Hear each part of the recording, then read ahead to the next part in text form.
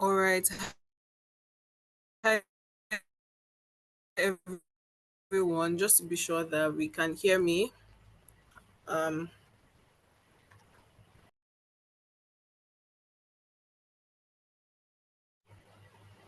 Hi, everyone. Can everyone hear me?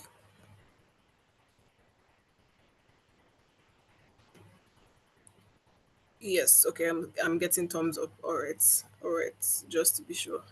Hi, guys. Good evening. Good evening. How are we all doing? Happy Tuesday. I'm used to saying Happy Friday because we used to have our meetings on a Friday, but now you guys have classes on Friday.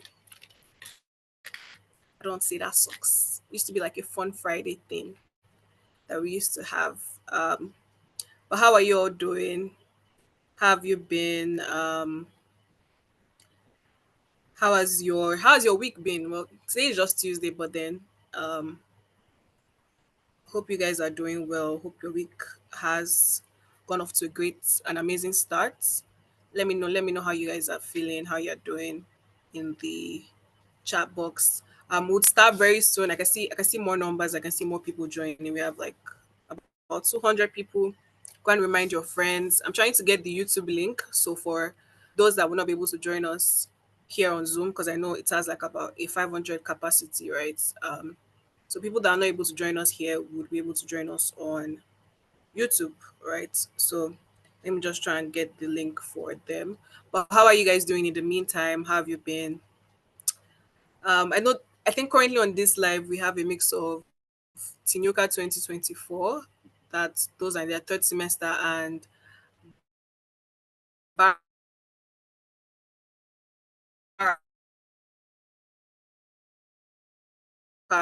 that's you guys that in your second semester. I know that has been everyone's major headache. How are your team members?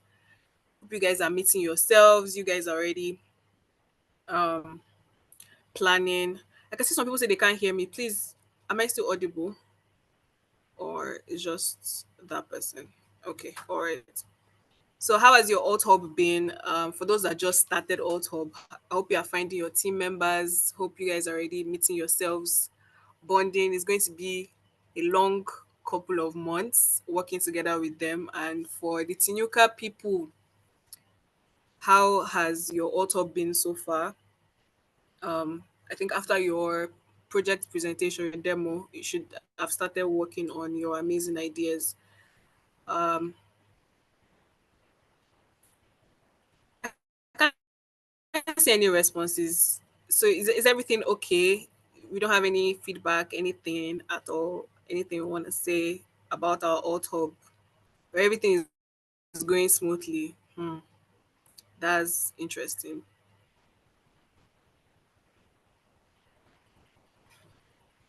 Finally, someone is saying it's stressful. Thank you so much for being honest. When nobody had said anything, now everyone is saying smooth care. Okay. When I was asking you guys how has it been, and there was radio silence, I thought everything was going fine. Surely everything has to be going fine. If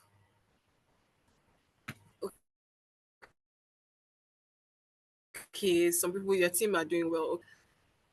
Yeah, I think we can. I think we can start today's session, right? So good evening, everyone. It has been quiet. Okay, I can see. Okay, I'm just seeing responses now. All right. So good evening, everyone. Thank you so much for taking our time your evening to join today's session. From time to time, we try to have some of these sessions just to educate you guys, other than what you're currently learning at old school, other than your old hope stress, other than any other thing that you're currently learning. You're learning stress and all of that, right? I know Deborah is wondering what Auto is, but Auto is just like a group project that our learners come together to do.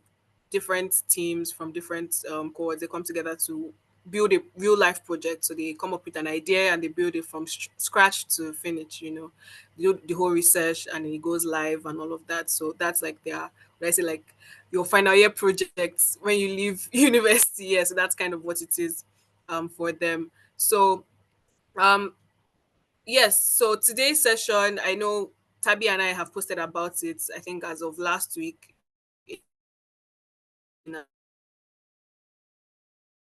uh, communities. Deborah, beginning of this month, right? And she wanted to reposition yourself. Before, I know for a lot of Nigerians, and not even just Nigerians, right? Because I've been finding out recently that even you people in South Africa, you people in Ghana, you guys want to jackpot. So I think that's the Nigerian word for it, and that's basically to like move abroad, because I know there's a huge mix of people that are listening to us right now. So and not just even only for before you leave the country, right? How to actually have that career clarity, how to position yourself in general, right? When you're applying for a job or when you're preparing for the job market, right? And something that we always try to do other than that's we in the community team, other than other than trying to other than your learning that you're trying to do, which try to have some of these sessions from time to time. We've had like different sessions in the past, right? About like how to get remote jobs, LinkedIn optimization, clarity, and repositioning for professionals moving abroad, basically. And yeah, I think a round of applause. I can bring Deborah to the floor right now to just introduce herself, who she is, what she does, and also give maybe a brief summary of what you guys are going to gain from from today's session. But I promise you guys, please bring out your pen, bring out your paper. As people normally say, she's going to be dropping a lot of gems. First of all, before everyone starts asking me many questions, yes, this session is being recorded. Okay, so if you're having network issues, if maybe you join and drop off, the session is being recorded and you can always watch it again, right? Because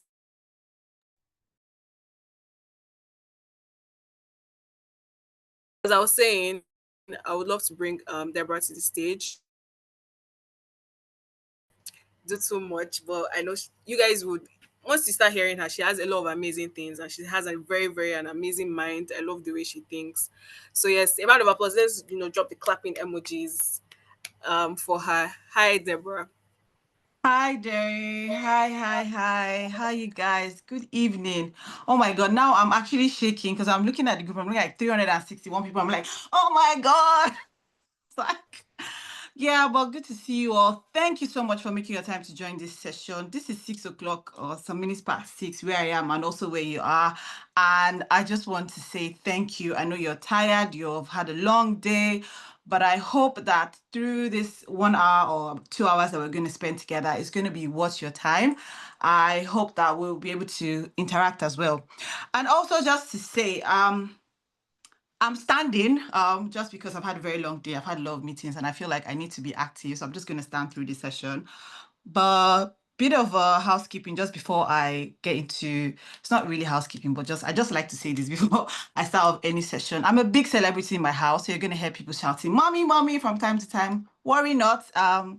The fans are okay, the celeb is fine, everybody's taken care of, but just to say that as well, that all is well and fine. In case you hear my fans, screaming at the background, have no worries, have no fears. Okay, so just before I introduce myself, I want to get a feel of the guys in the audience. I just want to know who and who are speaking to me today. So I'm just going to ask 3 quick questions, and I just want you guys to answer that in the chats in the chat. So just say to me 3 questions. First thing, are you considering, or will you consider relocating? So that's yes. Which country do you have in your mind? And then what program are you currently on in old school? So you just say yes. If you're planning to relocate to Ghana, yes, Ghana, front end developer, whatever program that is. So that's how I want to see your response. Yes, USA. I just want to see what you guys have in mind. I don't have oh wow, Saudi Arabia, wow, Australia, jeez, you guys have great expectation. Oh, somebody relocated to Abiyokuta. I love it. Canada products.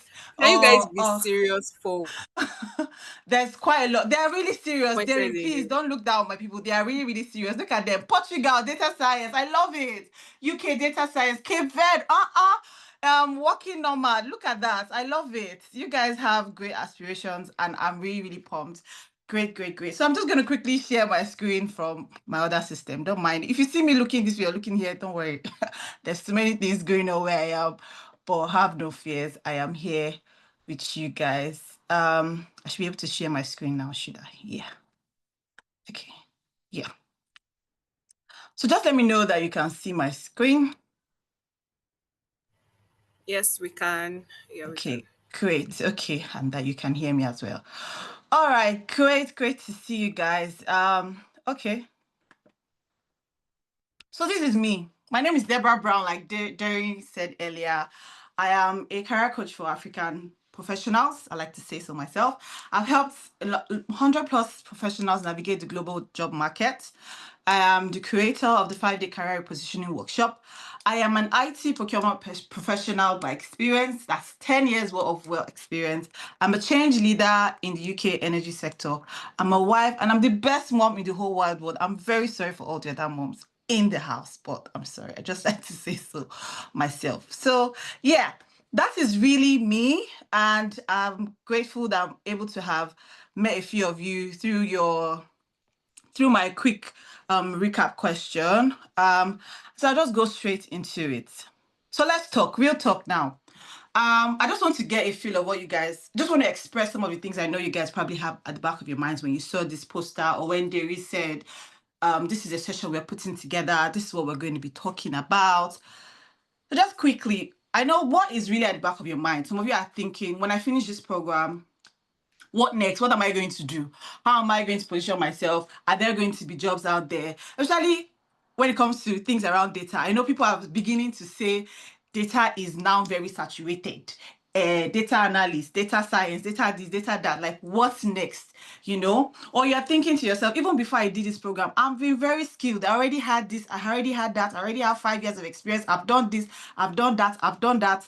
And I still seem invisible. And now I'm now taking this course. What am I now going to be doing? So there's a lot going on in our minds. And when you think about it, you're also thinking to yourself, these global roles, global positioning, is it me? Can I do it? Is it possible? Is it something that someone like me can actually do? I know there will be so many thoughts going through your mind. And I want to let you know that those are very valid and genuine thoughts. They are very okay. It's good that if you're having any of those thoughts, I want to let you know that it's fine. It's absolutely fine.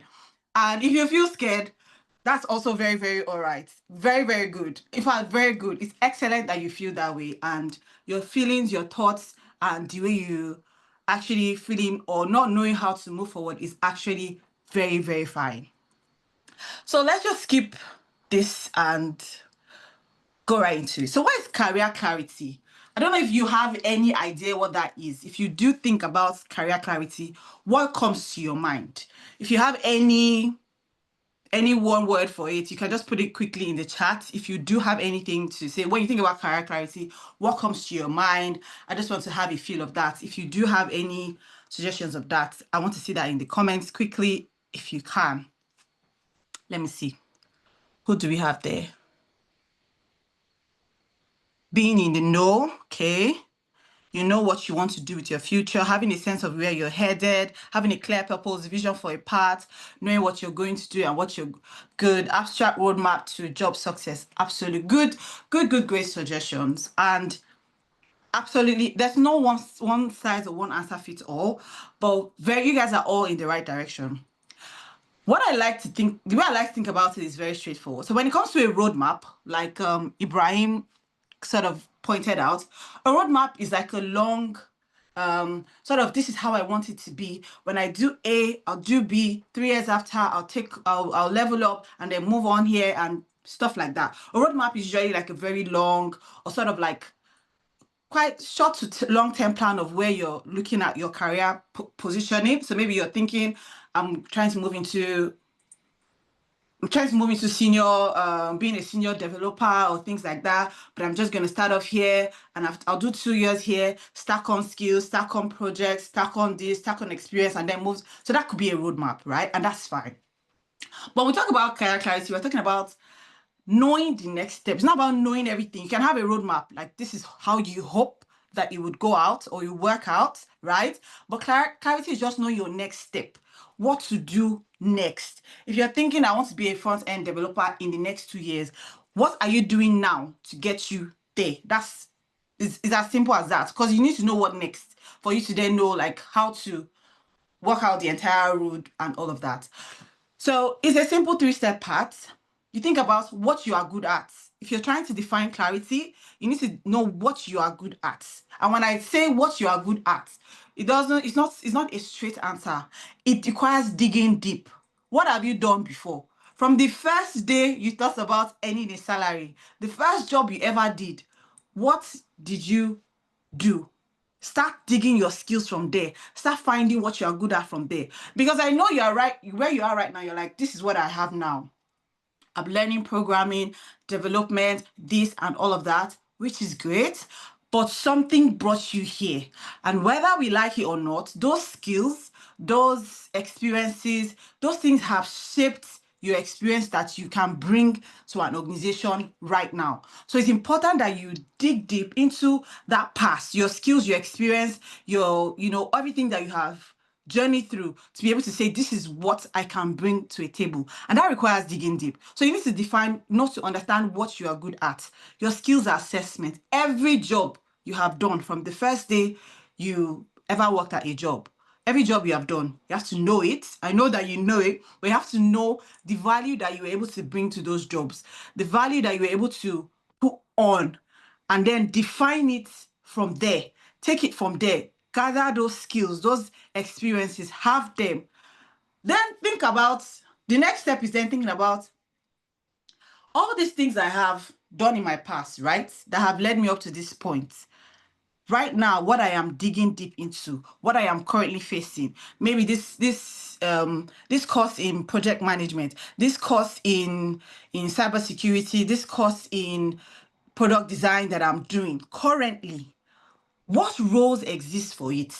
When I say what roles exist for it, roles are, I don't know if you have done any digging, but if you have done some digging into the global job market, roles are not as straightforward as we want them, we assume that they are. Do you understand me? They're not always very straightforward. They're not always seeing product design straight. We need a product. Like, there are so many layers to how jobs are defined, how they are titled, how they are listed on the job market. There's so many, but you have to understand what roles exist for the skills, the experiences, and the things that you have in your CV, in your portfolio, in your wealth of experience. You have to know what is in there. And the third part is then knowing, is your CV, your LinkedIn, your portfolio, your overall online experience, is it aligned to communicate that? Once you are able to simplify this 3-step path, I know all of these things one by one, what I am good at, what I have done, my past skills, my past experiences, everything. This one, wake me up in the morning, in the night, in the midnight, I can say it, I can defend it, I can express it in a way that shows the value that I brought to the organization. When I say what you have done, I don't just mean I was a receptionist at one company. How that's translated into value, how that's made that business, achieve its business outcome just by you being a receptionist, if that is what your previous, do you understand what I mean? A lot of us don't have, it's not a lot of us, 99% of people don't have a clear career journey, right? They probably started out your NYSC, you worked as a teacher, and then you found yourself in banking, and then you left to be an accountant, and then you left to then do 2 years in an oil and gas company as a procurement something, and then you moved into product design, and then you stepped out, now you're in UI UX. Now, a lot of us, 99% of people don't have a straight career journey. And that is fine. But it's understanding how each of those roles that you have done, that you have played, gave that business that you were at value and great business outcome that you can then use to position yourself for what you're looking for in the future. So I want to ask you, your current tech focus, that thing you're very focused at now, that you're looking at, don't just give me the straightforward answer. That job that you are looking for, that's tech focus that you're currently doing, whether it's cybersecurity or sorry.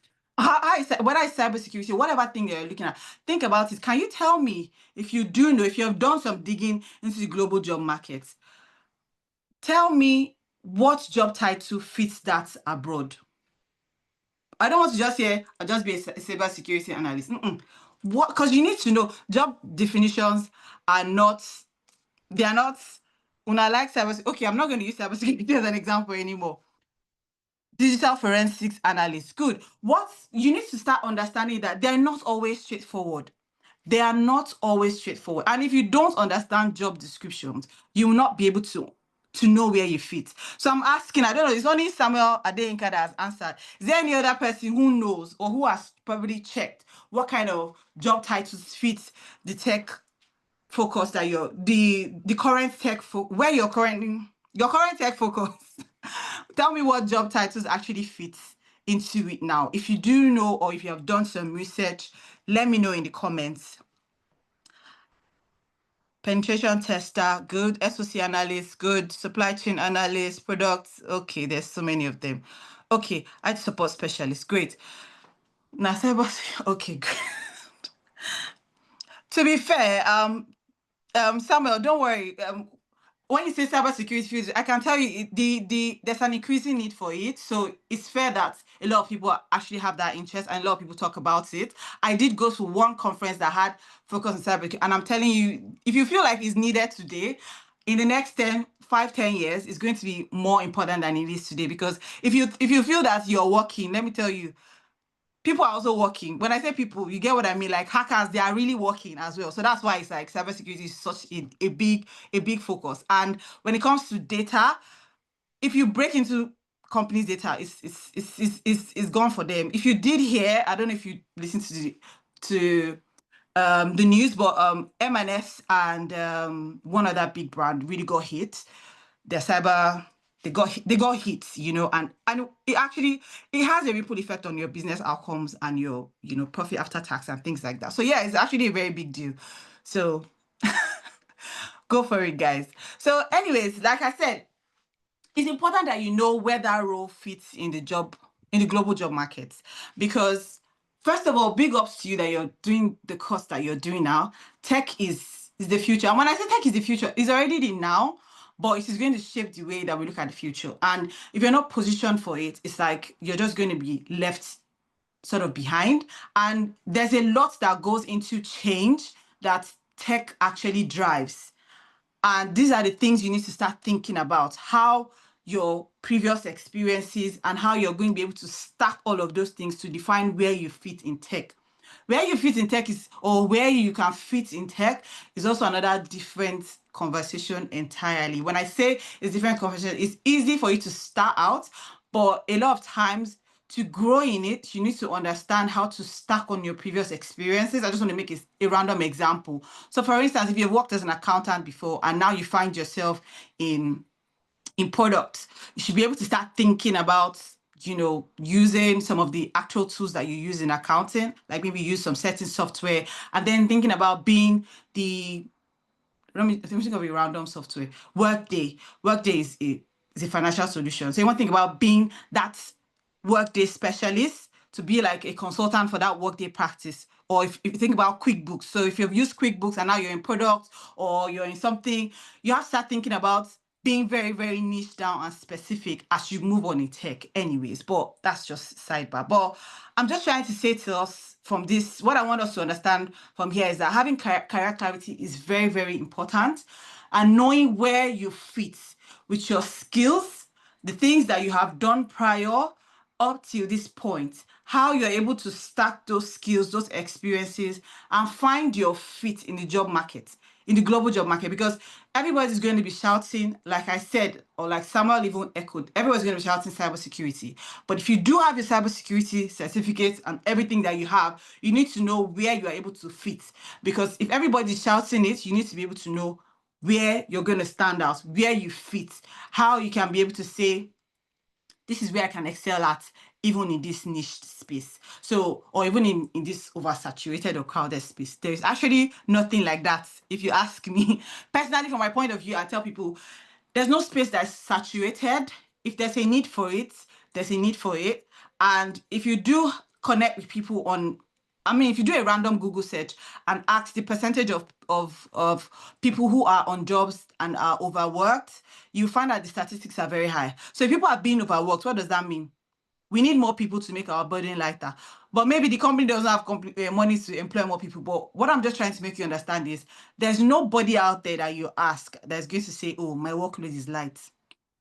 That means that person is happy to take on assistant. That person is happy to take on 2 or 3 other people working alongside them, but the business is not yet able to accommodate it. So there's never a time when there's like no need for a workforce. I just want you to have that at the back of your mind. So there's nothing like it's oversaturated or there's not going to be need for this. No, there's always space for things like that, especially in tech. And why does this matter? Moving on. So why does this matter?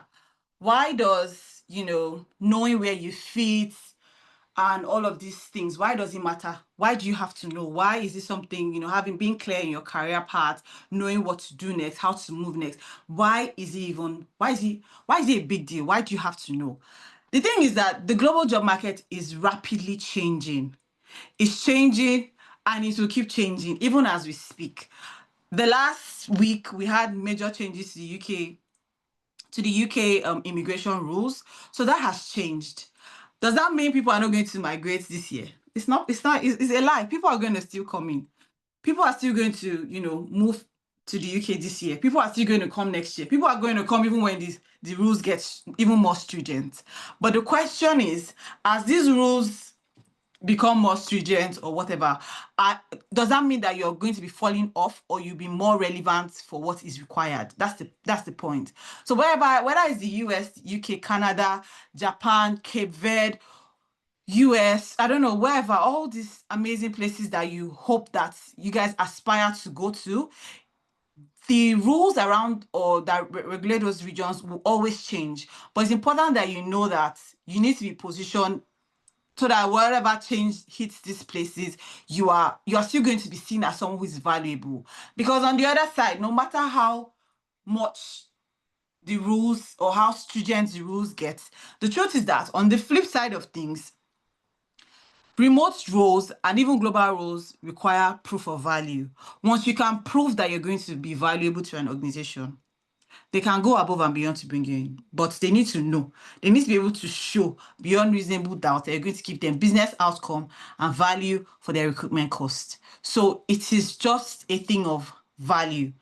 What are we going to benefit by, bringing you on board, spending this money to recruit you or bring you into our workspace? So you need to start thinking about that. And that is very, very important. So with that said, you now know that standing out is non-negotiable. You can't negotiate it. It's crowded, yes, but you have to stand out.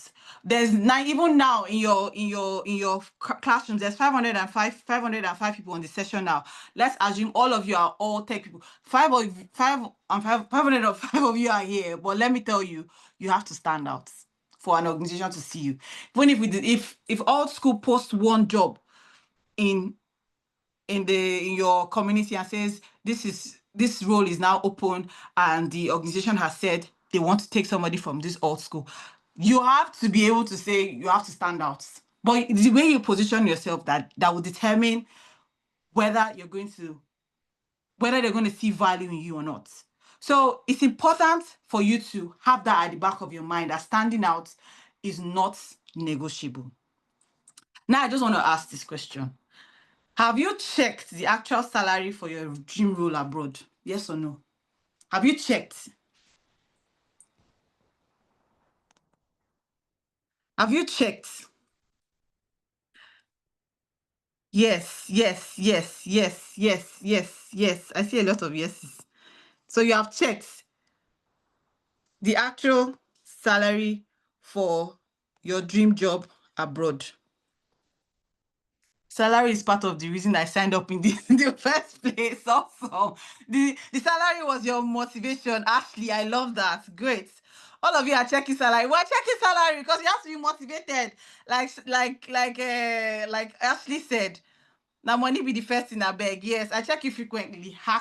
Heck, it keeps me going. Yes, entry level, good, amazing. And that's what fuels you. The money is the motivation, good. Because you have to know why you're making this investment. So when old school says, where I saw one of your posts where you guys said lower the tuition, they will not lower the tuition because they know that you guys are coming here to get the skills that are going to propel you for what you have that is ahead of you. So all of you know with passion. No, when you go in front of the recruiter and they ask you, why do you want to work with us?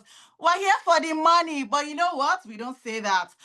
We just want to align. We see that this aligns with our goals and we're happy to work in a space that's collaborative. And that's what we say. But you know, that's not why we're here. We're here for the money. Oh, Nikoko. So make a yes, Cynthia, go and do your research. Go and know what you're working at. Go and know what you're looking at ahead of you. And honestly, guys, that helps you see that there's a future out there and there's possibility. And if that is what the going rate of your job is, whatever it is right now, if that's a going rate, guaranteed next year is going to go up. Because in the global space, what happens is every year, all salaries are generally reviewed. When I say reviewed, there's always like 2.5 or 3.5%, uplift based on inflation at the barest minimum. Now, that is what is like general. However, organizations will do as it pleases them, how they feel that they can, put all those things or increase as they like. So whatever you are seeing today probably is going to go up.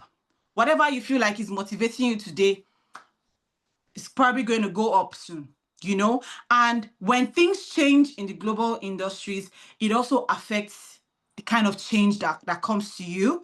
So it kind of affects the change that happens as well. So for instance, people that are in data, if you're in data, please don't listen to anybody that tells you that it's saturated. We need you guys, and companies will continue to need you guys. There's a lot of things that's happening in data. It keeps evolving. I'm just going to take 2 minutes to talk about, but if you're in data, because I do hear a lot of my mentees saying, I don't know, I don't know why I did this data analyst course. It's so saturated. No. Data, if you're in data, whatever part of data, you just need to understand how to position yourself for it and understand the organization or whoever you're selling your value to. Data is one of the things that's not going away today or tomorrow, whether we like it or not. If we don't need those numbers, we cannot be able to determine business outcomes, but you need to understand how to position yourself for it. A lot of things haven't changed. I don't know, those of you in science, maybe data science or modeling, there's a lot around that as well. You just need to know whatever they're telling you is a lie. Companies need it. And if you show your value, they'll take you on. One of the biggest problems currently around data in I would say for the energy industry in the UK is simply pulling data together, because one of the big issues is we have data points in different systems, in different archaic systems for that matter. Like when I say archaic, like you're like, oh, they have this system that does that. But for them, it's so old because it's difficult to integrate AI with them and they feel like it's so archaic. And yes, the data sits there. We need the data. And now the issue is always pulling the data, using it, and all. And when you think about the UK energy sector, when I say I'm a change leader in the UK energy sector, you'll be like, oh, what are you doing in the UK? I do much, but I just understand how that little thing I do brings out value in the energy industry. We keep the lights on in general. What we do in the energy sector, we make sure that the lights are on, but there's more to it. And in doing that, and as it evolves, a lot of it's around data. The numbers will never lie, and we have to keep the lights on. So please, whatever you're doing in data, I just want you to have that mindset. There's nothing like is oversaturated. Please don't let anybody deceive you. So yeah, like I said, back to that 3-part strategy that I talked about in the initial stage. So because of this time, we're going to stay on this slide for quite a bit because I'm just going to be elaborating some things and just breaking some of these things down. So we'll talk about identity alignment. In my career repositioning framework, what I talk about a lot is identity alignment. And, talk about skills assessment, job definition, and matching. So when we talk about this, I know a lot of you be like, this is what I am doing now, which is great. But I always tell people you need to look back, because some of the things that you have done in your past, some of the skills, some of the experiences you have from your past roles are the things that probably set you apart from other people. For example, if you're a data analyst and you have worked, say, in random industry. You've worked as a teacher. You know, there are some things that you can actually sit down critically to think about, how was I helping this school with their, you know, school reports, whatever thing. You need to think about it very critically. It's not just think about it surface level. You have to think about it very critically and think about how that thing that you did at that school, how that thing you did when you were at oil and gas, how that thing you did in whatever industry that you were in prior to this can set you apart. If you were in an interview, for instance, two amazing data analysts, you and somebody else, sat side by side. Everyone, they've done their test, they've done this, they've done that, and they're like, who are we going to pick? And that's where what you have done in your past can actually set you apart. That's when what you have done before can set you apart. And when we begin to see that, oh, you have held large volumes, not just in your testing phase or in your putting portfolios together, getting data sets and then using them to do testing and build your portfolio. No, not that, because you did it and the other person did it. But then when we look at your experience, we see that, oh, you've actually managed people. Oh, you've actually spearheaded X. You've actually helped people done this. You've done that. You led the delivery of this, you know, new system and opening of this library when you were at the school. You've done this, you've done that. Guys, that can totally set you apart. Take it from me. And when I say this from a place of experience, and also because within my role, I have very good opportunity to scrutinize and look at a lot of contracts. And when I say contracts, I look at people's contracts, like when people are getting hired as contractors. I look at those jobs, I look at those contracts, and I analyze them, and I see why this company is bringing in this person over this person. Because they're gonna give us this project has been awarded to XYZ company. These are the 5 people we have brought to deliver this project for you.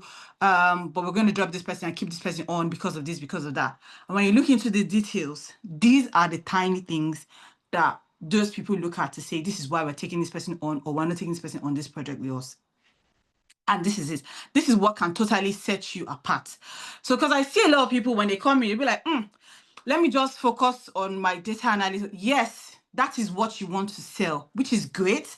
But you need to think about those previous things that you've done that can set you apart, that can show you as a, you know, as a better candidate, as a more experienced candidate for this role, because it's beyond the numbers.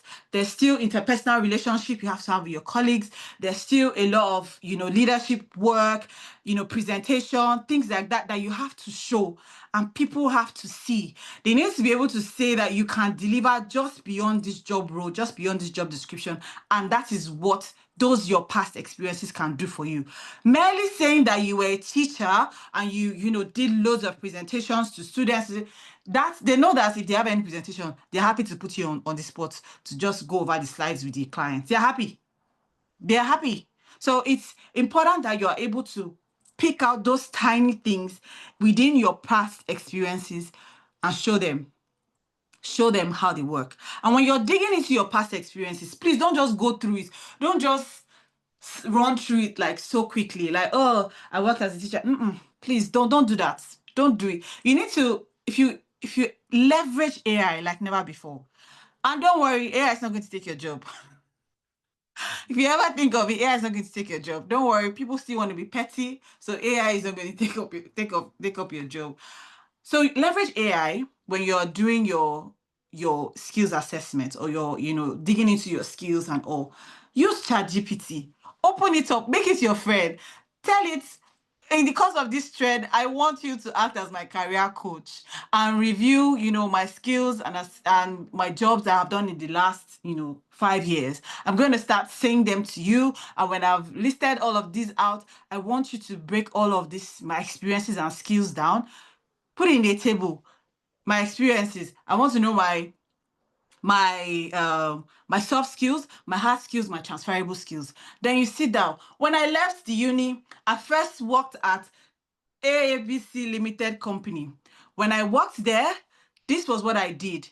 On a Monday, we come in, we do this. On a Tuesday, on a Wednesday, at the end of the week, I collect the results and the reports and send it to our manager. And every Monday, my colleagues and subordinates, bring in this, bring in that, this. Very detailed. Break it down like that. By the time you are done, every job, break it down as simple as that, like as easy as, and then tell it to give you your skills, your transfer. Because when you go to the air, a lot of you just go in and say, I'm now looking for a role as a data analyst or an analyst. This is what I've done before. Put on my CV, and it's just going to give you what it gave Kenechukwu and what it gave Joseph, to just upgrade it and give you what it gave them. But when you've done this now, what it allows you to do, it allows you to tailor it to your own experiences. You will never struggle to defend what is on your CV. Never. By the time you sit and do your skills assessment like that, sit down and tell it, this is what I did before, this is what I did before, this is what I did before. Now, this is what I am looking for. You mentioned my name. Time to shine. Time to shine in Jesus' name. This is what I'm looking for, right? And this is where I'm moving to. By the time you list out all the skills, one by one, and then you finally get to where you are right now. Currently, I'm now on a program with Alt School. I am doing this, studying Python, engineering, AI prompting and engineering, whatever it is you're studying. I'm now looking for the next level. Look at all my skills, all these things that we have discussed. What is the best role for me? Where am I a best and strong candidate? Because I want to start applying for jobs. And when I apply for jobs, I don't just want to I will get rejection, obviously, but I just want to make sure that I'm always a strong candidate. It will now help you look into those ones that you have before, what to put forward, and then where you're at now, bring it together. So that way, your CV is for you. It's not any other. Nobody can tell you, no matter where you submit your CV, nobody's going to tell you that your CV is AI generated. No. It's not like, it's AI enhanced, but it's not AI generated, if you get what I mean. So that's the difference. So you need to start thinking about it that way. And when it comes to job definition and matching, I tell people when you're moving abroad, whenever that is for you, you need to have job definition. When I say job definition, like define it. When I go, this is the job I am looking for. Espresso specialist, whatever it is, know it at the back of your head. And I always advise people, have 3 layers of jobs that you want to look out for. So you need to define them. And by going through this process of, digging into your skills and all of that, you'll be able to define 3 or 2 jobs that you know that you are best suited for. Have one that is easy entry for you. So you know that whatever it is, I can break in, like I am overqualified for this. So definitely I should be able to break into this. And then have a second layer of job that, okay, this one, maybe it's data analyst, junior data analyst, and then you have like a senior data analyst or whatever, or you have a data modeler, whatever it is. Have those 3 layers of jobs that you can say, this is what I'm going to start on. And then start building an aligned CV, profile and all of that for it. By the time you're done with it, when you start applying to jobs, what you begin to see is that you're going to be more confident. Even if you get an interview in the middle of the night, you're ready to go in the morning for it because you already know what you put in there, how you put it together, and it becomes a lot easier for you. So by doing that, like I said, you have those 3 layers of jobs. You're not just going, when you see your helper on the plane as you are landing to Australia or Japan, you're not going to sit there and say, I'm just going to look for a remote job or a tech job. No, please don't tell anybody that. Please don't tell anybody that, please. I'm just going to look for a job as a remote worker. I don't hear that. We don't do that. We don't do that here. When you see anybody on the road and they ask you, what job are you looking for? You are so clear. I'm looking for a job as a people operations analyst. Or I just want to sit within the HR function and do the analysis or that, whatever. That is like, you are very specific. Or what job am I looking for? Oh, I'm looking for as a renewable energy analyst. I want to work in renewable energies, and that is you. I want remote work. Remote work is not a work. Oh. Remote work. CEOs work remotely. Developers work remotely. Say no talk. Everybody works remote. As I'm talking to you right now, I'm remote. Do you understand? I'm remote. So the point is, what do you want to work as? Remote jobs have become very fluid. Like a graphic designer is working remotely. Visual editor can work remotely. So you need to know remote job. What is that job? That's what you need to be telling people. Don't just say a body works remotely. Great, but you need to know what role you want to do, remotely. It has to be very, very defined. You don't just want to say, this is what I'm looking for, this is what I'm looking for. No. Very defined. And that way you'll be able to, like when you're asked, when you're even positioning yourself, when you're even networking, you don't stutter. When you see somebody, you tell them, this is what I'm looking for. When somebody sends you a connection on LinkedIn or ask you a random question, you already know what you're looking for. You're able to tell them straight up, this is what I want. Is this role open in your organization? What's going on in the HR team? I'm thinking of, exploring this opportunity. I did see you guys have XYZ open. Do you have something like you are very straightforward, even when they are reading your message, they know that this person is not looking for two things, he's just looking for one thing, and it's either they have it or they don't have it, and that is it. And even when you even call up recruitment companies, I just want to say this to you, and I hope that it sticks with you. If you ever move abroad and you're struggling, you're like, where to start? You don't even know where to start. Please leverage recruitment companies. Recruitment companies, their model of business is talent acquisition. They go to companies and they tell them, I'll find you the best talent. And company will say to them, if you give me the best talent, I'm going to give you £20,000 or £5,000 or £2,000 or whatever percentage per the person's salary. They are happy. So you are their source of income for recruitment companies. So if you ever stuck and you're feeling like, oh, how do I just phone up all the recruitment companies in your area, send them your CV, tell them looking for a job. If they see you, you're valuable, they know that if they place you anywhere, they're going to make money today. So they don't waste time with it. You need to start understanding the business models around recruitment agencies. Talent is their cash cow. They will find job for you. You are happy. Them, they have made their money. Everybody is happy. Company is happy. You are happy.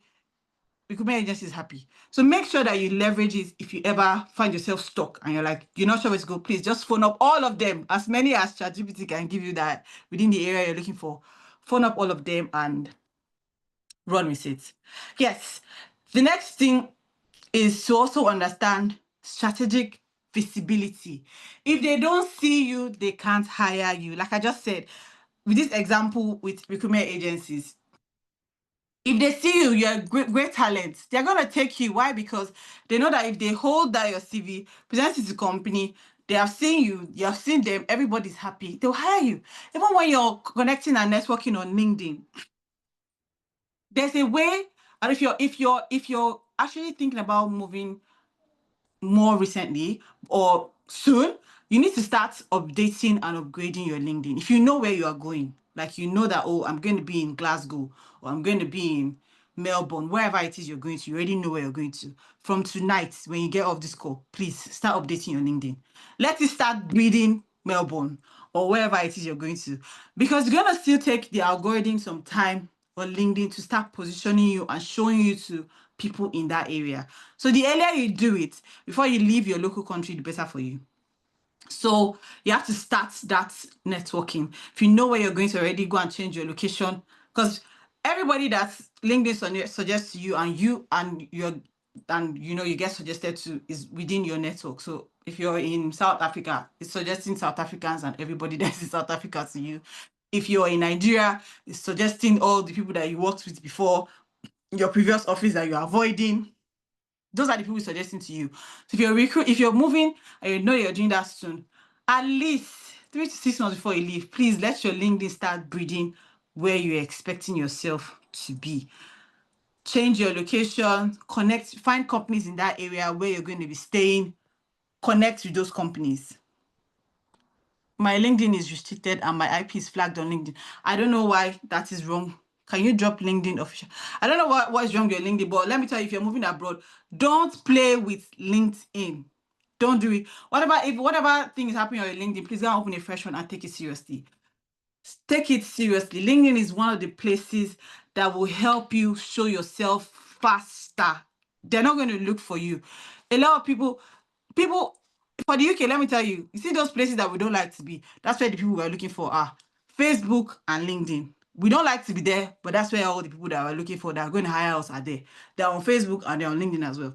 So don't play with it. So you don't like Facebook, I know, but you have to be there. You don't like LinkedIn, you have to be there. You have to be there. And you can't even open another account on Edify. No, I don't know what you mean by blocking your IP, but I did that before I left. I did change my address and everything to where I knew I was going because my husband left before me. So I've already known where I was going. So I've updated my LinkedIn before I left. So just to show this is where I am, this is where I'm going to be. I found companies in the city where I was going to, connected with them, started looking at their newsletters, looking at all those things. And I even tested my CV before I left. I tested my CV before I left Nigeria. Like I got an interview and then I said, oh, I'm sorry, I'm still out of country. And they were like, sorry, we need the role filled in the next 2 weeks. So what you have to test your CV. You have to do those things before you leave. So international passport, not IP address. I don't know why you only need your passport for verification if you want to have your LinkedIn verified, but we can do your LinkedIn without you can connect and build your network without having your LinkedIn verified. Like it's good, but I mean, but if you want to use your international passport to verify your LinkedIn, it's very easy. Use the back of your passport to do that scanning. It's the back of your passport where you have the coat of arms that you use to do that scanning. It doesn't take time but I don't think it's an issue. But like I said, do it.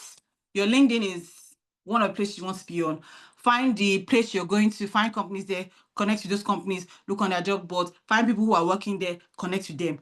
Go to the council, follow the council, follow people that are working in the council. Look at the people that are working that have shown up, because it starts showing people in that area to you. And when it starts showing people in that area to you, look at them, look at where they've worked before. Look at the companies they've worked before and check if those companies are in that area you're going to. Connect with them. Let the algorithm start breeding and knowing that, oh, you're in Melbourne, even though you're not a day. Because the faster you're able to show yourself in that space, you become searchable to those people. It starts suggesting you to those people. And then the people you want to find you will see you. Because if they don't see you, they're not going to hire you. They're not going to know that you're there. They'll think that you're still back in Nigeria. I don't know why a lot of us move and we don't like to update our LinkedIn because we don't want people to know that we have moved. I don't know, but please don't let that be you. So I just want to ask quickly, tell me in the comments, what do you think right now, with all the things we have discussed so far, what do you think you're probably struggling the most with? Is it clarity? Is it positioning? Or is it visibility? Because I know some of you struggle with, they know all these things, was like, oh, I can do that, I can do my CV, but then it's working on LinkedIn. Just remove my handle. I don't want to do it. So now we're sending people code messages. Guys, don't worry about it. No, but it's either a yes or a no. I don't know if you ever struggle with showing yourself on LinkedIn. Don't worry about it. I don't think it's much of a big deal. Being active on LinkedIn is very, very useful. Please, you have to. Choma, we need to help you. You need to be active on LinkedIn. People need to find you on LinkedIn. Visibility, fine-tuning all my job experiences. It is very easy. Ekene, it's not difficult to do, and AI can help you do it. AI can help you do it. AI can help you do it, but it's not difficult to do. I stopped using LinkedIn. I started optimizing my Facebook. Yes, Facebook is a good place to be. I am just only realizing, but Facebook, because a lot of people are on Facebook and they're happy to be there. I don't know. It's bizarre, but yeah, Facebook. I don't know. I didn't believe it, but it's actually was actually true. My name his name is Deborah Brown on LinkedIn, just because you asked, and the same across all my social media platforms at the Deborah Brown. I think I have that somewhere in my slide, but if you do want to connect with me, find me there. Facebook is old, but Facebook is banging because people are there. Facebook is old, but Facebook, people are there, and the people that you want to find might actually be there. So please have that at the back of your mind. Facebook is a good place to be, but totally go with LinkedIn at all times if you know. So clarity and positioning and visibility, strategy, visibility, position and visibility, you would try, fine-tuning your job description. So there's a lot, honestly. Application process. Steven said he's struggling with application process. Application process differs. I mean, when I say they are different, but you just need to know how can one network on Facebook. That's another thing on its own. application process, you need to just understand what the application is asking about. Generally, just to answer what Steven said, there's a way you will write your. Generally, all you need to understand is just the fact that, look, what are they looking for? And that you can only know in job descriptions. Please, if you don't read job descriptions, stop. You have to read it. Ask ChatGPT to break down what the job description is about. Why? Because the job description, reading it and digesting it, helps you to understand and position yourself better when you're putting your CV together. CV templates are CV templates. I can give you CV templates. Job experience, your name, your this, your that. It's almost the same reading, right? I mean, a good CV template. But however, knowing when to put your education first or your job experience first, you can only find that in the job description. Why is it difficult to get a remote job or internships outside Nigeria? It's not hard. Well, I won't say it's not hard. However, you need to 10x whatever effort you are doing to find those remote jobs or opportunities outside of outside European country or when you're in Nigeria. It can be hard, but let me tell you, it is possible. And why do I know that it's possible? Because a lot of contractors always look for. There's a lot of Deborah Browns. Okay, maybe you look for the one that has my picture on. You should look at the faces now. there's a lot of roles that companies do hire for from from developing countries. A lot of companies do not want to hire from developing countries. However, a lot of them, it's not yet question time, but a lot of them still do. And I'll say this because in my experience, I know why companies do not want people outside of certain regions or that are in certain regions. And that is simply because of, like I said before, cybersecurity reasons. Now, does it mean those things cannot be mitigated? They could. And then also depends on the type of work you're looking for. If it's very sensitive, it would always have that issue.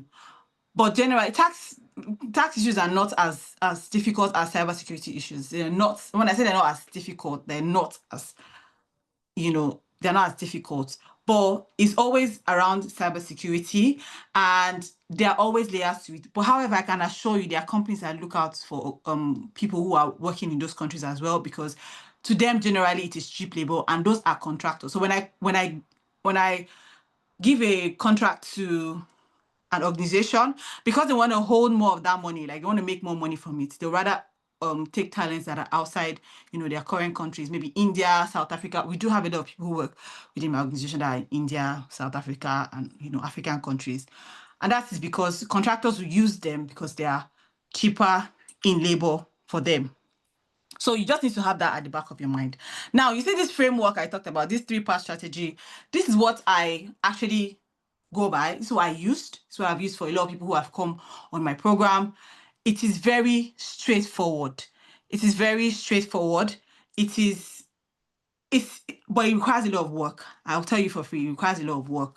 But it does give you success. When I say it gives you success, like you begin to see the difference between what you have done before and what you're able to do now. And when I say to people, when you have done it this way, you will not struggle when it comes to interviews. CV is not hard anymore. Take it from me. CV is not hard anymore. CV is not hard anymore. CV is not hard anymore.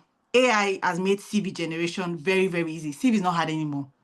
The problem is getting to interviews. But when you are able to sit down and do your CV and all of these things yourself, you have a better and stronger chance of defending it in a way that tells your story easily. Nobody's going to stress you. They will not ask you too much question. When you hear the question, you already know what to answer. When you already know, because you have done these things together, you have put your skills together, so you're not going to struggle. When they are, have you done this for you're able to tell good scenarios and paint them in a way that tells your story well. So I'm reading a question. I disagree. Most companies now are looking for those who can get the job done, but also cheap to hire.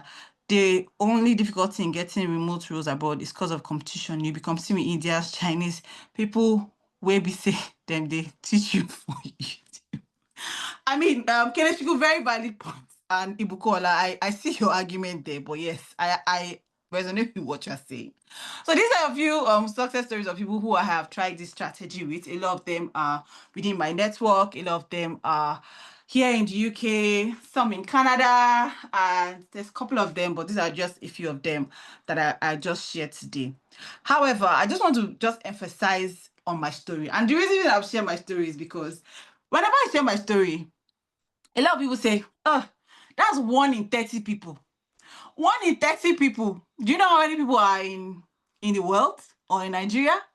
Even in Lagos, there are about 20 million people in Lagos. So if it's 1 in 30 people, 1 in 30 people, that can be me, then there's a high probability for you as well. There's a high probability for you as well, right? So when I came to the UK, I did come in sometime last year. And in a space of, these are the offer letters that I got that I just put up there. And in a space of 3 months, I have gone, in a space of 1 month, yes, because this particular one was exactly 2 days to 1, in fact, less than 30 days that I landed the UK, that had gotten that offer letter, that very first one. So in a space of 30 days, I've gone through 4 interviews. I've already gotten 1 offer. And these other 2 came slightly, after that. But what I'm trying to say is that when I share this story, people be like, that's 1 in 30 people's story. That's it. I was like, yes. I never knew I'll be the 1 in 30 people. I never knew I'll be the 1 in 30 people. I never knew that I'll be the 1 in 100 people, if that's how we want to say. I never knew. But I did prepare. But I did position myself. But I did my analysis. I did my assessment. I put myself together. I did everything that I could within my power to show and get ready for when that opportunity came. I knew exactly the job I was looking for when I came to the UK. I was not thinking about it.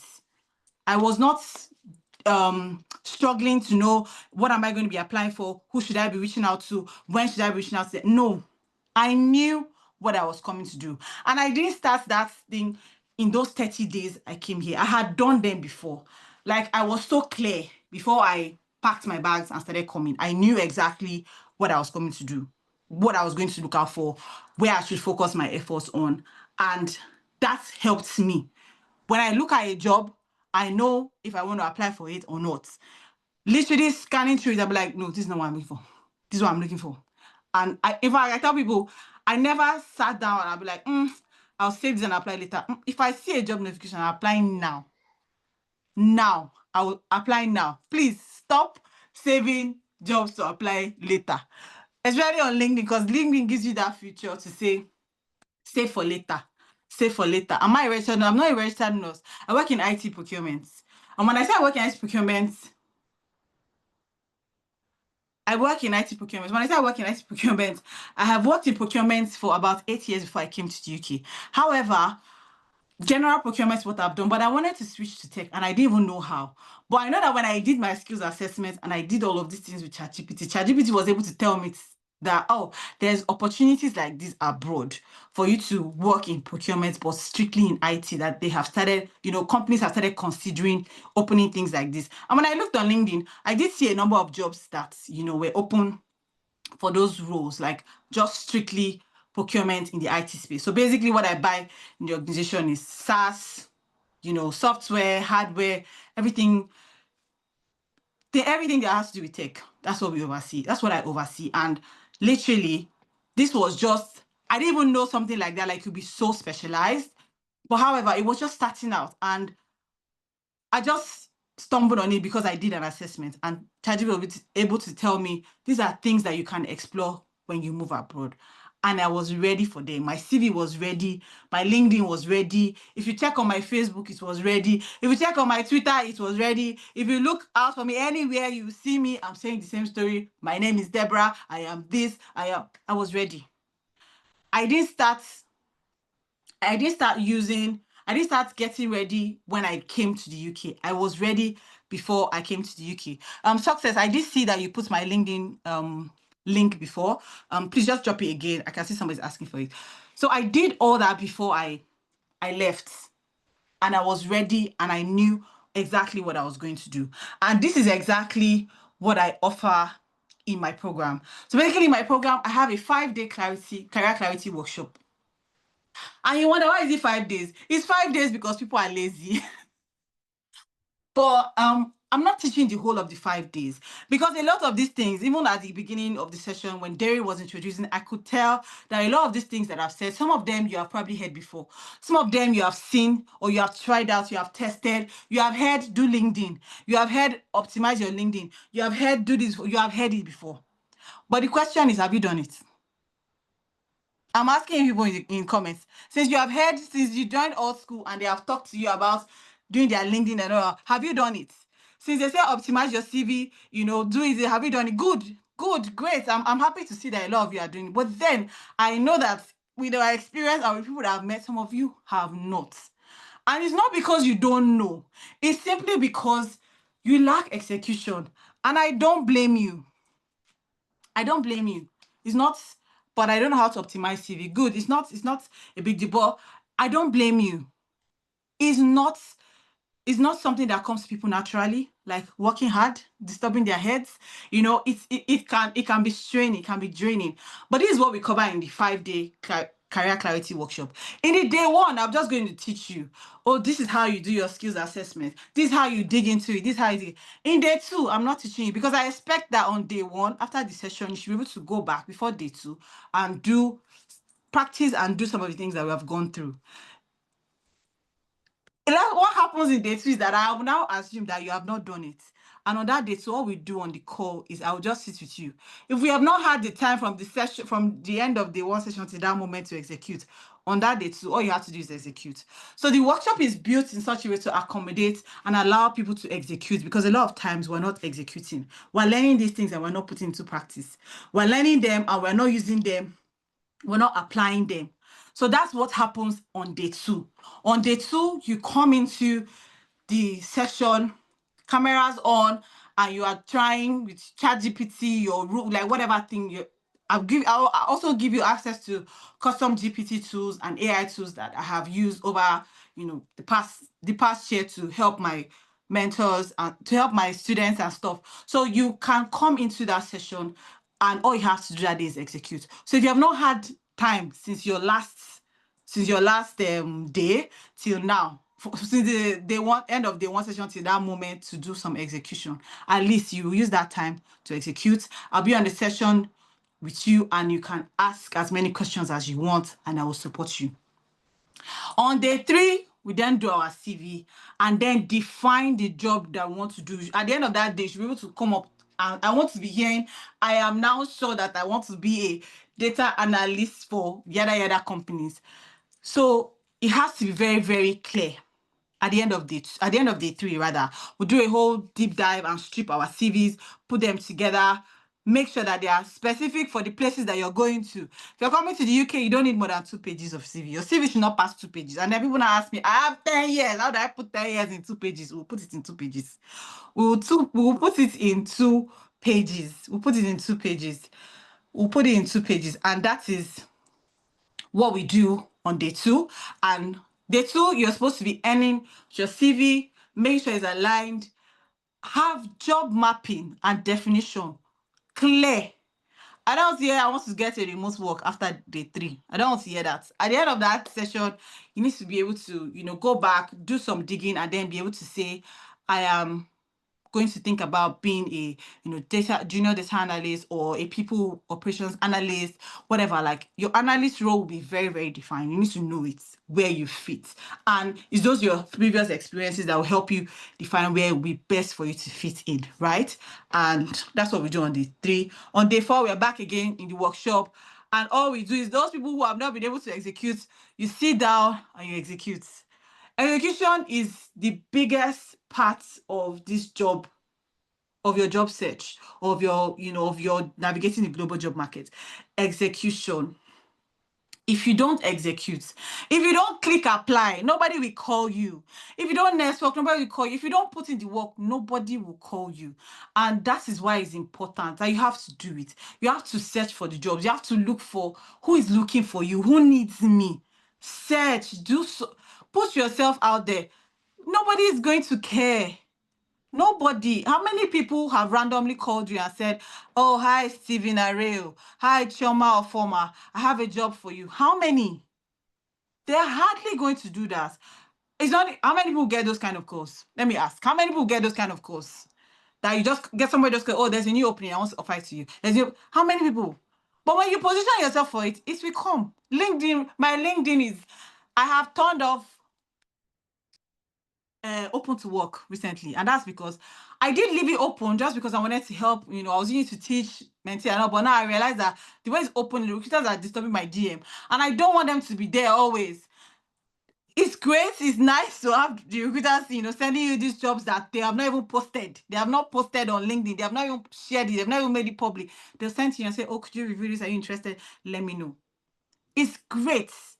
It is nice, but you're only going to get that when you're positioned for it, and that is just the reality of it. So at the end of day 5, we're going to be it's going to be a longer session on day 5. We're going to do our LinkedIn, and we're going to break the ice and start networking. Please, those of you that when I asked struggling, what they're struggling, people are saying they're struggling with visibility and things like that. You need to start asking for things on LinkedIn. There's so many ways. There's so many strategies you can explore on LinkedIn. Outside, see, you think cold emailing or cold messaging people is the only way to network on LinkedIn. There's so many ways to do it on LinkedIn. Let me tell you, see, here in the UK, at least I can speak for the UK, a lot of companies give out referral bonuses. If you go on if you find me on LinkedIn, those of you that are looking for my LinkedIn profile, and you find a job that you like, and you say you want to apply for it, and you want me to refer you, if I refer you for that job, and you get called for an interview, I get added into a lottery that my company is going to run and give me money. If you get hired and you pass your probation, my office will give me £2,000.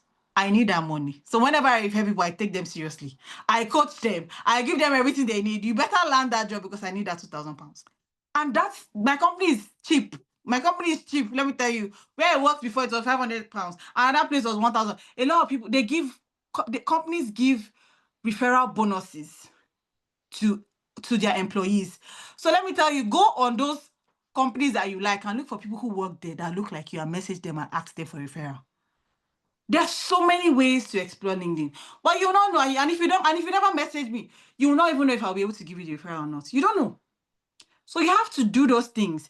Is a yes or is a no? And ladies and gentlemen, none of them has ever killed. Both yes will not kill you. It will make you happy. No will not even still kill you. It will just make you sad. So yes or no, that's all. There's no in between. Either the person is going to help you or they're not going to help you. It's a yes or it's a no. Which one are you scared of? None. None is going to kill you. So just do it. And let them read your message and leave it on read. It's okay. But we move.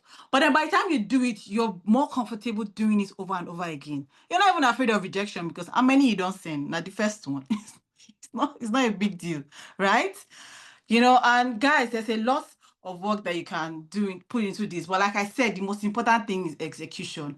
So guys, find me on, okay, this is where I have it. Find me on LinkedIn. I am Deborah Brown on LinkedIn. If you're looking for me, if you don't know how to find me, please, maybe you find this picture. I think this is my picture on LinkedIn. Yeah, this is my picture on LinkedIn. This is my picture on LinkedIn. Do connect with me. I will definitely connect with you back. So that's my picture on LinkedIn. If you find that there are many Deborah Browns. So this is a session, like I said, on this workshop I offer on career clarity. Beyond that, if you do want to go on, like I did see some people asking if I offer mentorship and coaching, I offer one-to-one coachings. I do offer one-to-one coachings. What you're going to get from one-to-one coaching is still what is on this workshop. However, you're going to get it privately, and then you're going to get like couple of interview preps and mock sessions, because I do have some of my friends that work in recruitment and the public sector, because the public sector in the UK has a very stringent way of doing interviews. So I do have a few of them who do like interview panel sessions with me. So outside of those panels, that's what you're going to be getting in addition. So basically, this is just it. You can find me on LinkedIn, Deborah Brown. I said my picture can be a defining way to find me on LinkedIn. Then on TikTok, on Instagram, and on X, my name is D Deborah Brown. I hope to see you guys. And finally, I'll just say, just to encourage you guys have started well. You've done the best thing that you can do for yourselves, which is signing up to a program and positioning yourself for the future of tech that's ahead of you. It has great potentials. Don't let anybody deceive you. It does have great potentials. And I hope that you guys are able to see and explore that. If you've done your part, you have invested, all you have to do now is to do the smart part and position yourself. You have to be smart. You're working hard now. When you guys were talking about Alt Hub, you're working now. You're working hard now. After working hard, you have to work smart. So you have to work smart, right? So if you do have interest in connecting or joining the session, I'll put the link in the chat for the group clarity session for the workshop. If you do that, you can join the session. If you do sign up for it, it is very, very cheap. Don't worry. And I think you can also share with me so I can drop on the Yes. community as well. Yeah, for Okay, I those. will. I'll do that. I'll do that. So, So for those that maybe Aisha, listen thank to, you. Thank you for saying you're glad you joined today. If you have any questions, you can send them to me. I'm happy to take yeah. your So we question. have a Okay. couple of questions actually here. So I think we'll just take a few because I can see like 12. What are you guys asking about, right? But um, let me just take a few, and I'm trying to Okay. look through some of them that are quite okay. So I think I'm going to just combine these two. So one person is asking that how do we create a CV as a secondary school leaver? So basically, I think maybe the person, because we have various age ranges, right? Here at old school, there are people that didn't go to uni and all of that, right? So as a secondary school leaver, and then the second question is how can we add these past experiences to your CV as a newbie in tech? So it's like for someone that doesn't have any experience, right? I think there was also someone that I saw dropped a question, but I don't know if the person deleted it, right? But the person was saying that, oh, basically they're a full-time mom, best mom in the world like you, and they don't have maybe right after Work school, experience. they don't have any work experience exactly. They Okay, just I started can see learning that. here. I actually can see that question. Yeah. Yeah. So for these people, basically, you can answer for, I think, maybe similar to someone that is a secondary school leaver. Basically, you don't have work experience. The same thing. You're a mom. You don't have any work experience. And for someone that maybe currently they are maybe learning data analysis, right?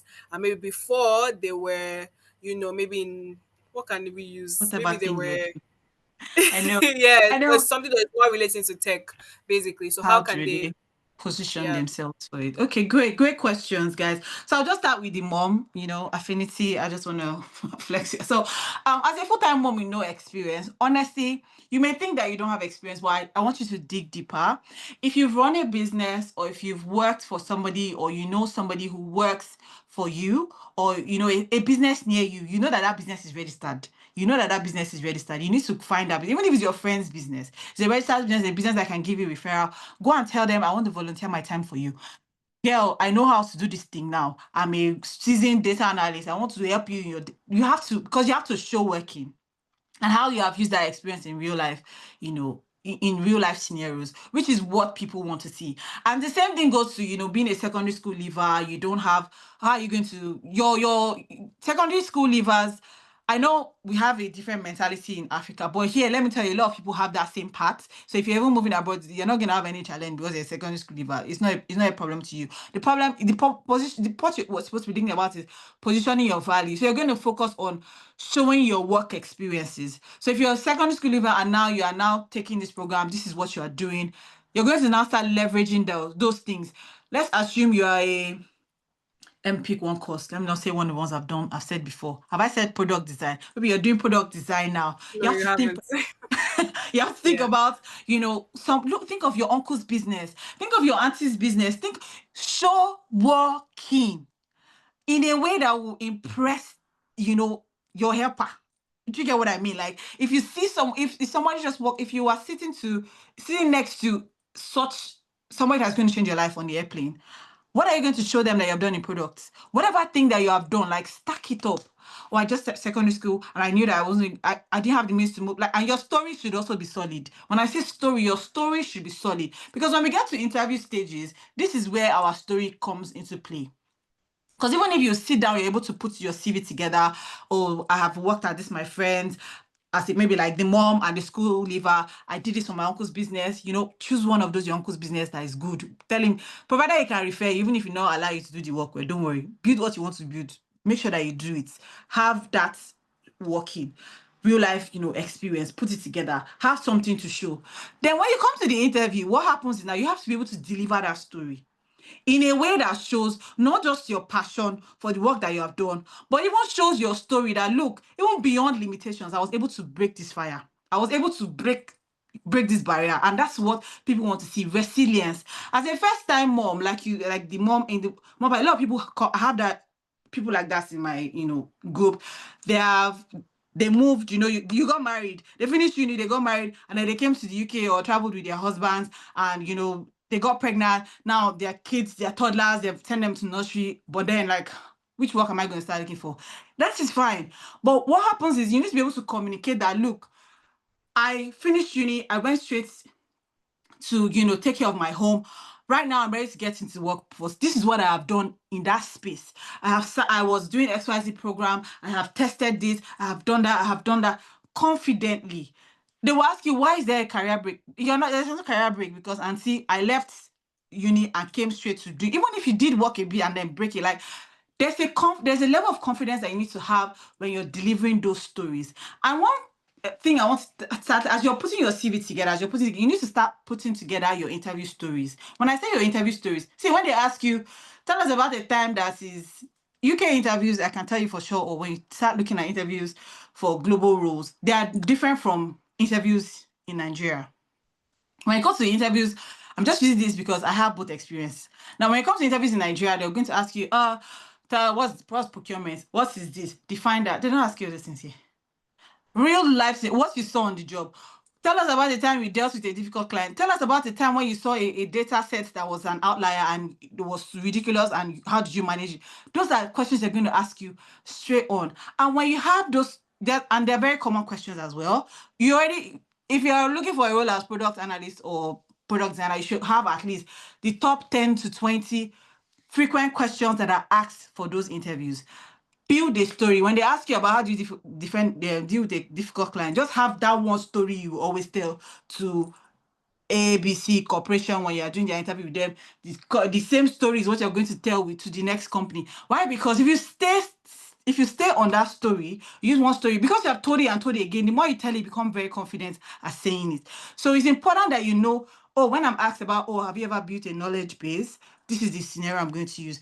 I remember a time when I was working in XYZ school, this is what I put together. Or I remember a time. And if you never have direct experiences, like the case of the school leaver and this person, they'll always tell you, if you don't have direct experience with it, tell us what you would do in that scenario. So you have to build your scenarios as well. So if you have not had it before, or how would you deal with a difficult client, you're a school leaver, you've never had any experience, how are you going to answer that kind of question?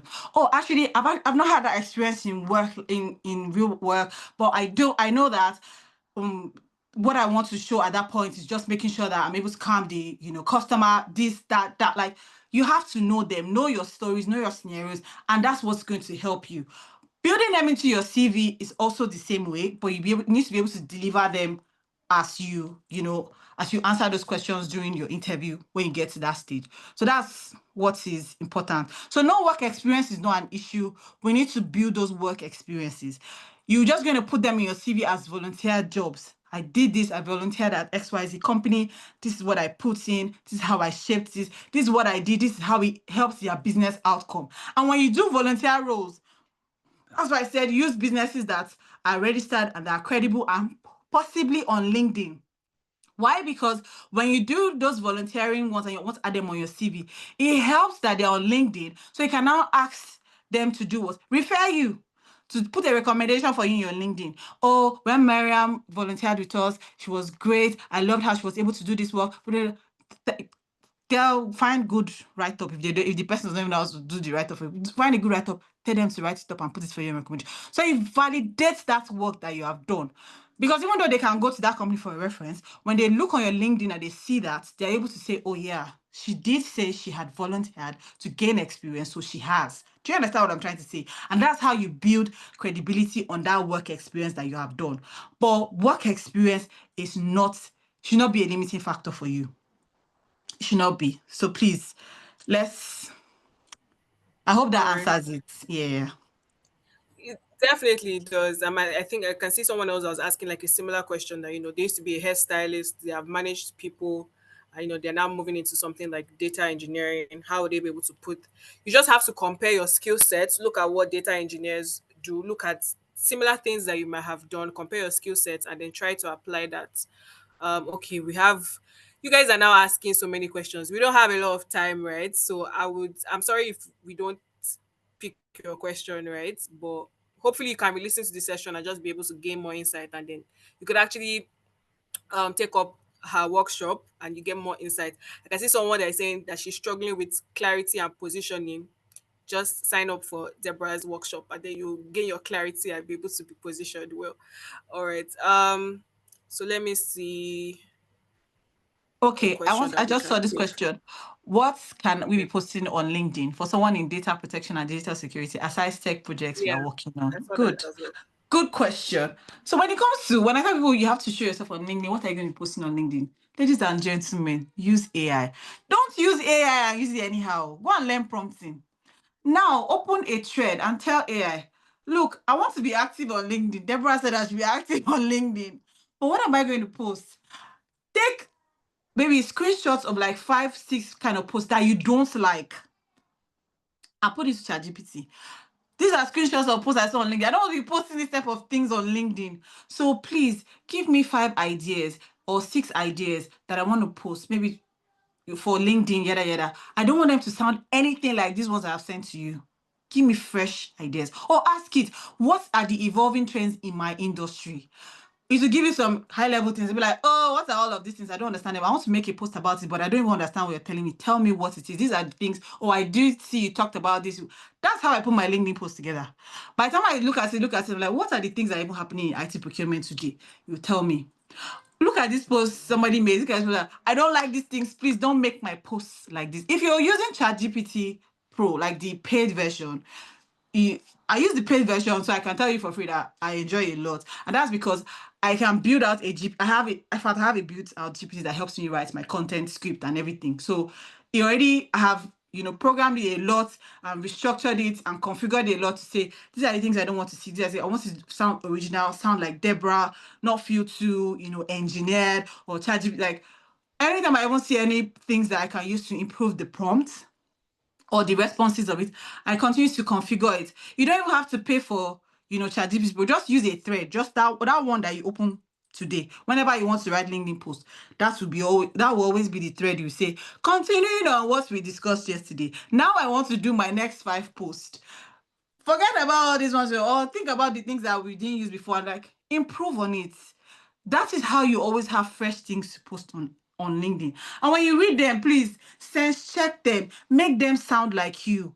Put in your own opinions into those things. Let people know that you are a specialist, you are skilled, like this is what you do. And when you have 1 or 2 experiences, when you read some of the things and be like, oh, I remember this thing relates to something we did in our project in AltHub, yada, yada, yada.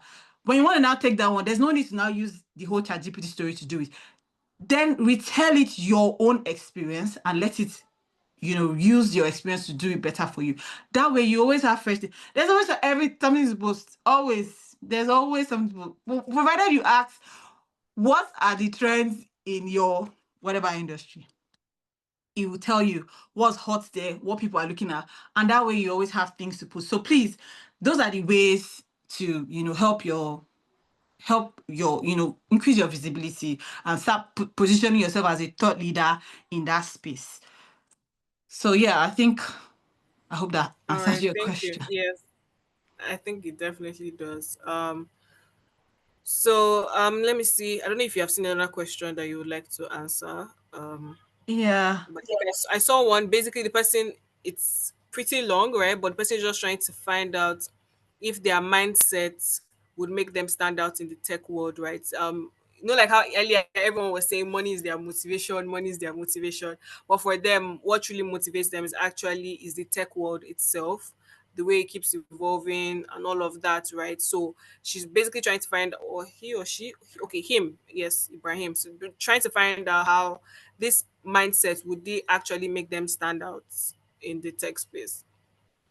Absolutely, yes. Look, let me tell you, and I will just add to that, like it will make you stand out. And if you do find an organization that is very passionate about impact, I tell you, they will beg you to resign because you will not want to go.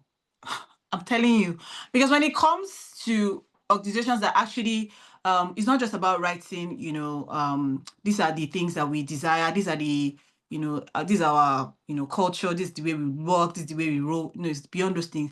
Companies that actually live up to those cultures, when you find yourself in that place, like what Ibrahim is describing, how he's about impact, about how, it's just blows your mind the way, tech is changing and evolving.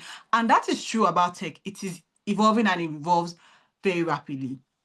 When I joined my organization, a month after I joined my organization, we had a, review, and then we had this new policy that we're not going to sign any contracts that are less than 5 years, that are more than five. That we're going to stop signing 5-year agreements, any contracts like SaaS agreement, whatever. We're not going to get into 5-year agreements. Highest 3 years, and we must have, our termination clause. I'm sorry, I do really love contracts. I might be boring you guys here, but in the contracts, before we used to have like 5-year, agreements, 10 years, but now like it's moving very fast. We're not going to just go and hang on to Netflix SaaS and be like, oh, we have to be with Netflix now. We cannot move to Prime. No, 3 years contract is what we can actually sign max. And in that 3-year contract, we need to have termination clause to allow us leave with at least 30 days notice. And also, we are only going to pay annually so that we can leave at any time. And that's because tech is evolving fast. So yes, it is very, very true. And absolutely, if that is what drives you, if that's what like it is a good space to be, it can drive, like this can be your motivation, and it is great, right? There's nothing like that mindset is something that sets you apart. And I can tell you for sure, if you're able to put that mindset in a company that actually has that same, mindset and culture as you do, they will beg you to resign because they will give you, you guys will be aligned in a way that, you'll be happy to come into work.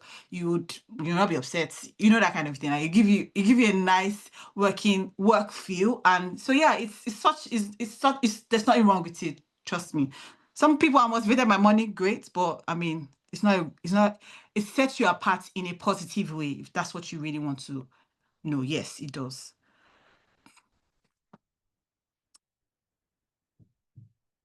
How do you find All right. tech or companies that issues work permit that will allow easy relocation? You have to dig deep. You have to dig deep. And a lot of times when it's private corporations, they're not going to, if private companies are not going to put it out there that, oh, we're going to give you work permits or we're going to give you, sponsorship or whatever. They will not. But they probably do have the license to do that, but they're not going to put it out there. That's why you have to do a lot of research and digging in. So if you know that, oh, I'm using only one job board, you have to have like, I do 2 job boards maximum, and then I use Glassdoor for sense checking some of the, especially when it comes to salary and things like that. That's what I do. But you have to start looking beyond those things. You have to search in the right places. And I tell people, when you start searching for the things that you are looking for, they will come to you. Because see, when we talk about data is also algorithm. Because when you search how to optimize your LinkedIn today, all the people that used to shout about LinkedIn on Instagram are going to come to your face today. So it's the same thing. When you start digging into which companies are going to give you work permits or not, when you start, I'm going to tell you, you're going to start finding people who are going to direct you in that line. So dig deep. There are, for sure, like there are, like I said at somewhere in my presentation, workplaces, the workforce is always people. There's no don't ask anybody. They're not going to tell you that their workload is easy. Everybody's tired.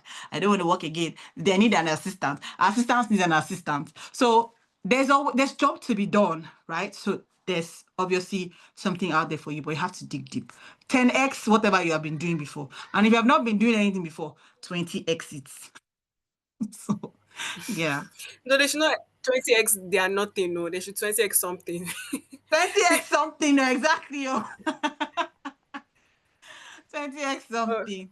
All right, so I think we can take 2 more questions. I can see this one basically. The person is asking that they have a LinkedIn account, but it's primary for their legal profession, so they're in the legal profession, right? So what advice would you have for someone who plans to manage like two different job roles? So the person is also in law and then, for example, data, right? Especially with regard building an online presence, like you have been enforcing everyone now to, go out, they should go and dust their LinkedIn and their Facebook, right? But for someone that, is trying to now, that has these two professions, or maybe is trying to now migrate, how would they be able to do that? You know That's what? okay. The person saying, since I can't have two LinkedIn accounts. You know what I'll tell you? You see, you feel like, oh, legal and data, they're so far apart. Go and do your assessment. It will tell you how to bring them together. You feel that they are so far apart. It will help. Okay, now let me ask you, whoever, what's his name or what's her name? It's actually an person Anonymous attendee. Okay. asked the person anonymously. Yeah. Okay. I just wanted to say the person's name I was asking. So if I ask you now, as with your analyst experience and all, if I place you in a law firm, don't you think they are going to perform even better?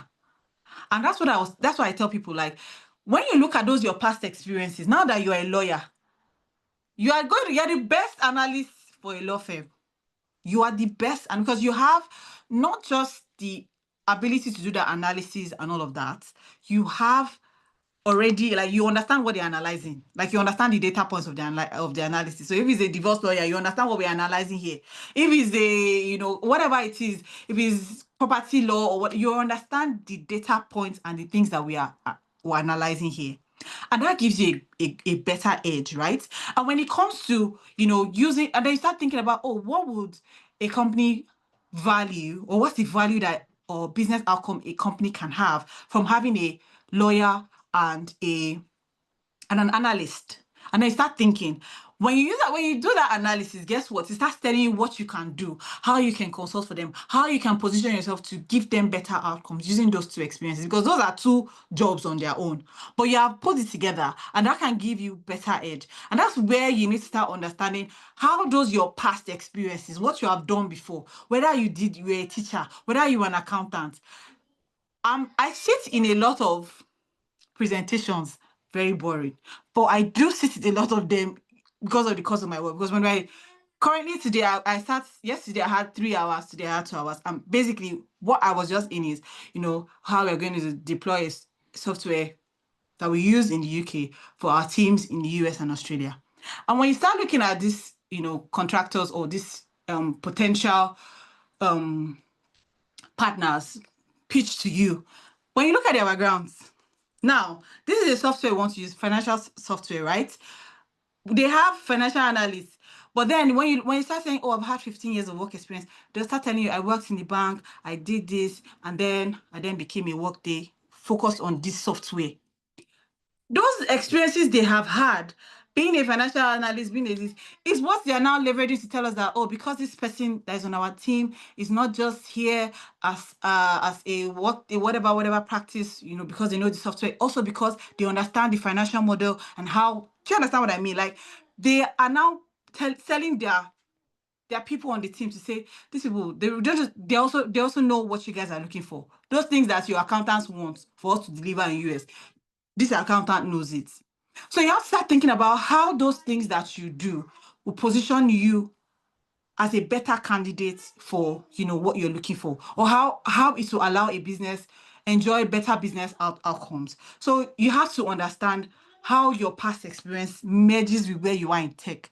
Tech basically is driving change in all sectors, whether you are in education, you are in, information or communication, whatever it is that you have done before. You need to understand that all these roles that just came that just popped from everywhere, they are helping all those industries that had always existed to do what? To drive change. How are we going to make working in civil service easier?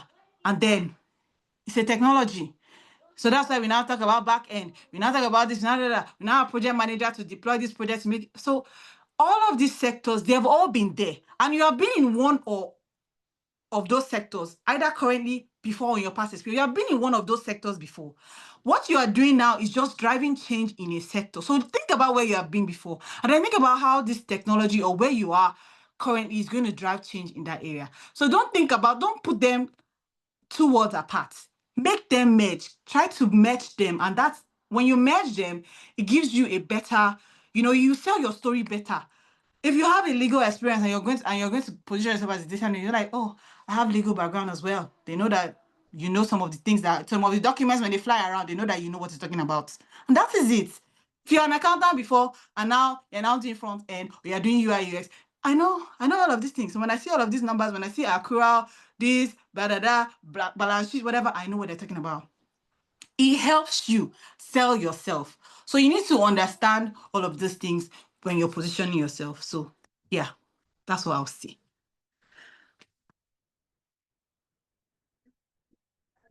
All right.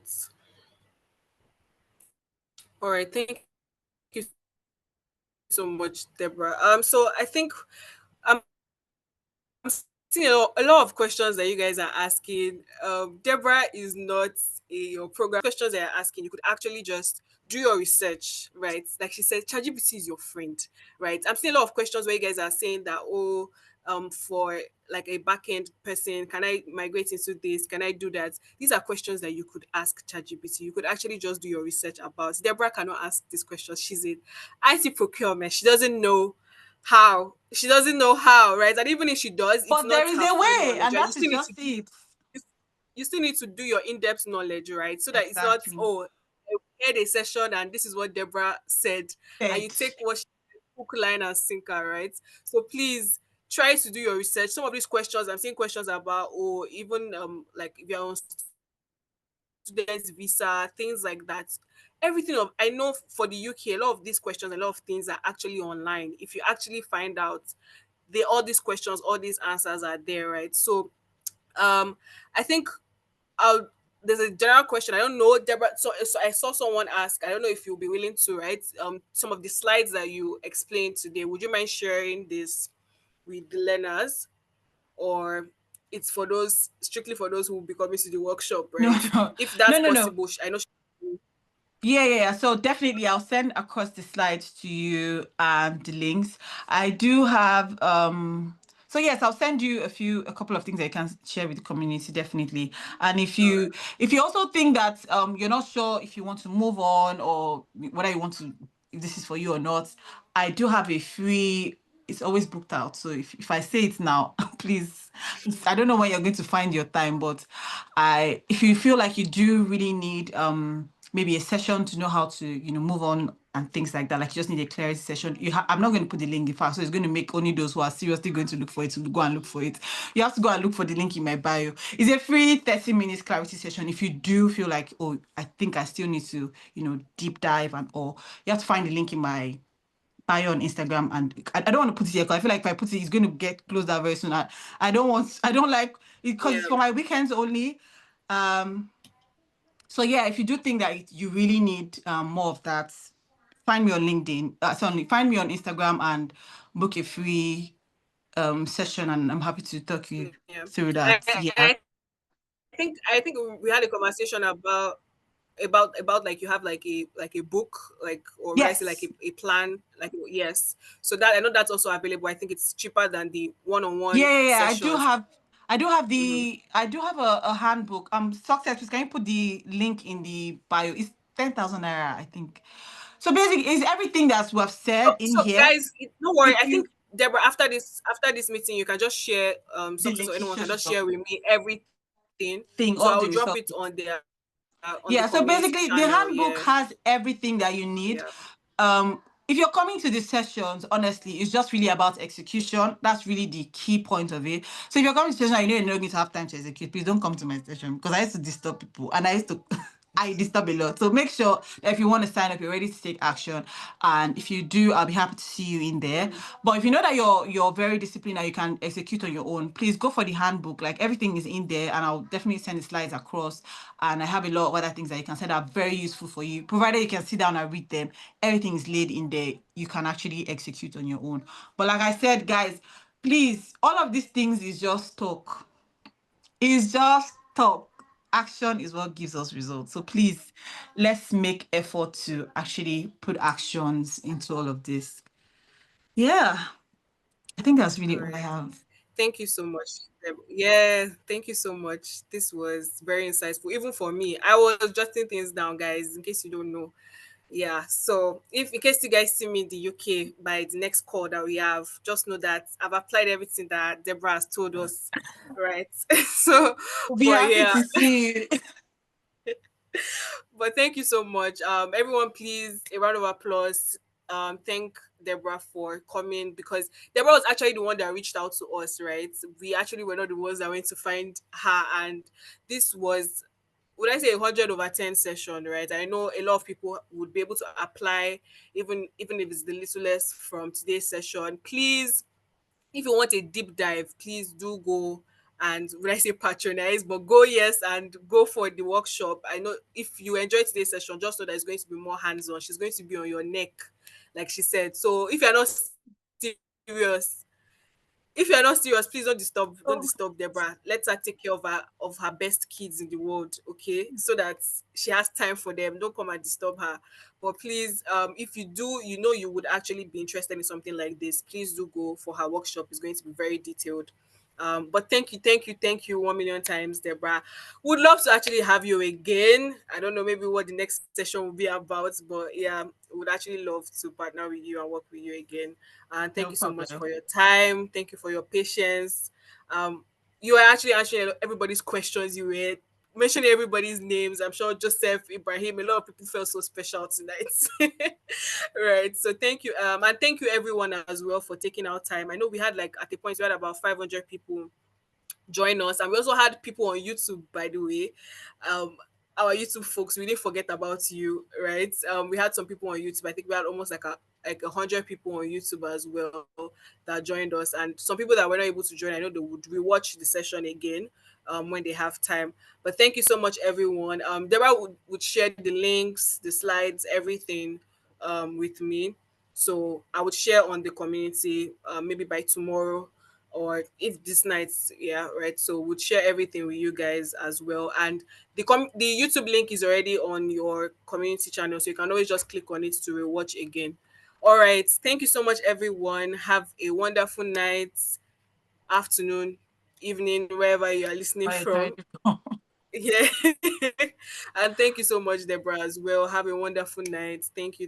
And thank you, Success, behind the scenes. I know I've been seeing you drop links. Thank you so much as well for helping. All right. Thank you. Thank you, guys. Good night, everyone. Bye, Bye. everyone.